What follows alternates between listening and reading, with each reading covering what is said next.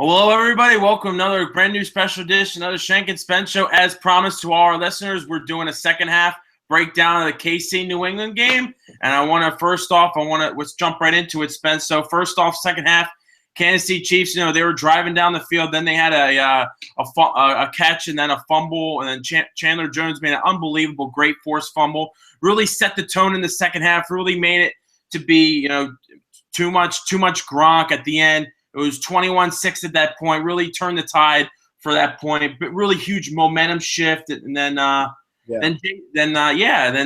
basically Smith was struggling at times, and he definitely made his stride at the end. But we'll eventually get into the play calls at the end of the game, which are atrocious on Andy Reid's part. But yeah, I just want to get your first initial reaction of what you think. Well, my thoughts on the football game are that Kansas City from the get-go had no chance to win. They completely played like pansies at the hands of the New England Patriots. They played not to lose, and they should have played to win. Alex Smith was ultra-conservative. They did not stick to a running game. Throwing Alex Smith 47 times is complete and utter suicide. And you're not supposed to have Alex Smith line up and throw the football 48 times. That's just not the formula to win games. And Shenko, this game came down to, could Kansas City get pressure on Tom Brady? The answer to that is an emphatic no. Could the New England Patriots run the football? No. Well, yeah, they did at times, but, they really – could the Kansas City Chiefs run the ball? And in the second half, they could not. They did try to run it in the first half, and then the second half they kind of just, abandoned that part of the game. And then they just relied on Alex Smith, and Alex Smith obviously, didn't have enough to really help him out. Jerry Macca going down with that high ankle sprain really, set the tone on that offensive side. Got other guys on the offensive side, guys like Jason Avant needed to step up and be able to. And other guys like Wilson needed to step up too in absence of Macklin. The Chiefs had no answer for Tom Brady. Tom Brady utterly rolled over them. He got up, got in the shotgun, and hit Gronkowski at will.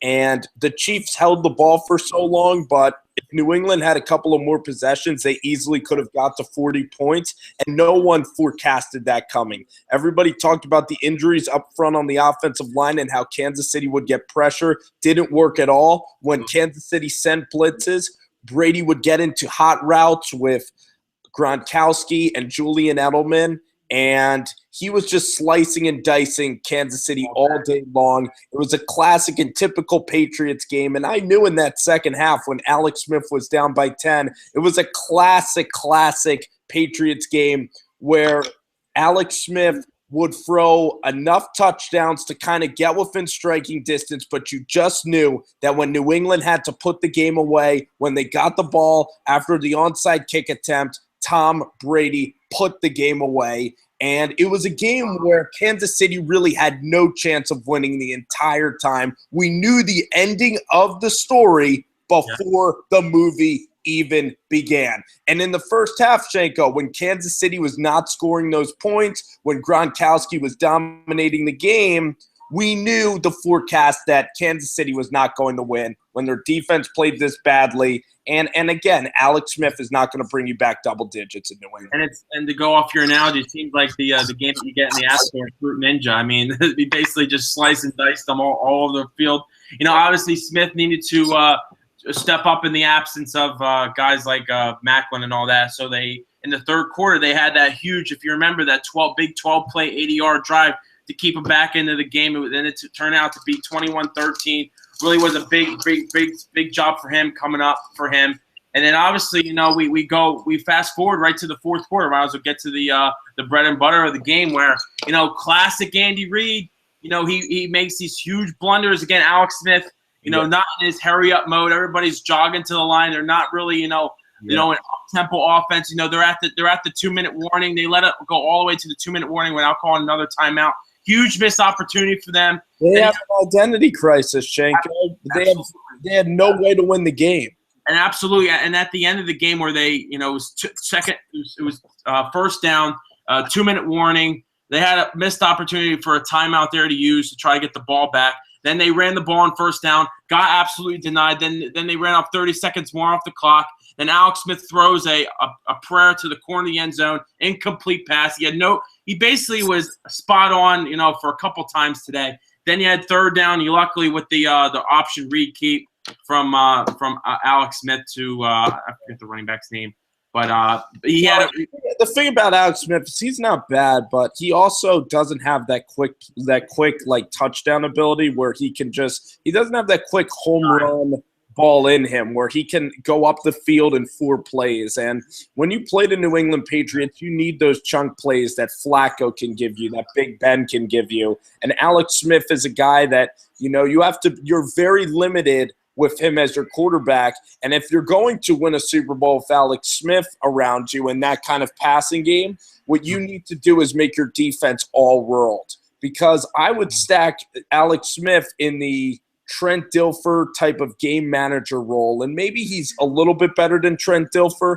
But Kansas City's pass rush needs to be ungodly good if they're going to go into New England and beat Tom Brady. Their defense needs to be lights out, and it was the furthest thing from it. Yeah, it really was, and Brady obviously just torched them, like you said from before. Guys like Tom Ali, Houston didn't really get that much pressure that you would have anticipated, to really get to him. I mean, that's not necessarily a bad thing too. It's Tom Brady.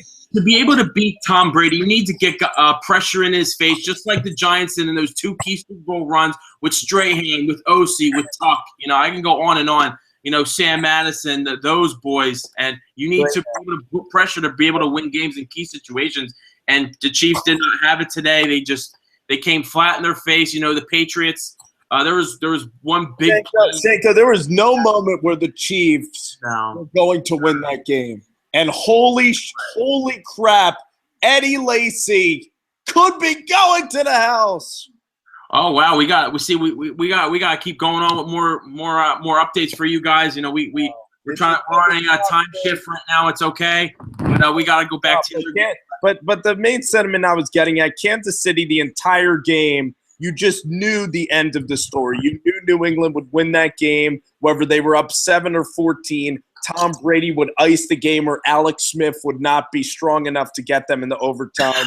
New England had their paws all over that game, and it's because Kansas City's defense did not stop New England. When you have Alex Smith and Spencer Ware as your best offensive players and Kelsey, the most you can expect to score versus New England is maybe 24 points. And to beat the Patriots today, they would have had to score in the high 30s. And they that's not the formula to beat Kansas City. Your defense needed to be a lot better. And KC's defense from the get-go just got sliced and diced by Tom Brady. And that's not necessarily that's not necessarily an embarrassment because guess what? You're going against one of the best quarterbacks to ever play the game. Absolutely. And what happens is, Tom Brady goes on to, again, another 5th consecutive AFC championship game. He either will go to the Steelers, or he will either host the Steelers, or he will go to the Bronco land and Peyton Manning to be able to go on the road because they blew their opportunity in the Week 17 game where they could have the opportunity to host home field advantage throughout the playoffs. And, looks like most likely they're probably going to be going on the road again to a really hostile Broncos environment with Peyton Manning and those boys. So I'm looking forward to that game tomorrow. And but speaking of the game, man, this Green Bay-Arizona game is one of the best games that I've seen in quite a long time, and I hope it stays that way. We'll try to give a reaction after that one concludes. Absolutely, and this is it for today. If you guys like what you heard, subscribe. We might come back later today. Might do something solo or hang around later, and tomorrow we got more games. Shenko and Spence show. That's absolutely correct. And, Shenk and Spence, we do it all the time. We love sports. We want to hear you guys out. Like, subscribe, comment. And we're going to go watch the rest of the other game because we have to. Take it easy. Shanks, thanks for hanging, man. Thanks, you too. Take care, guys.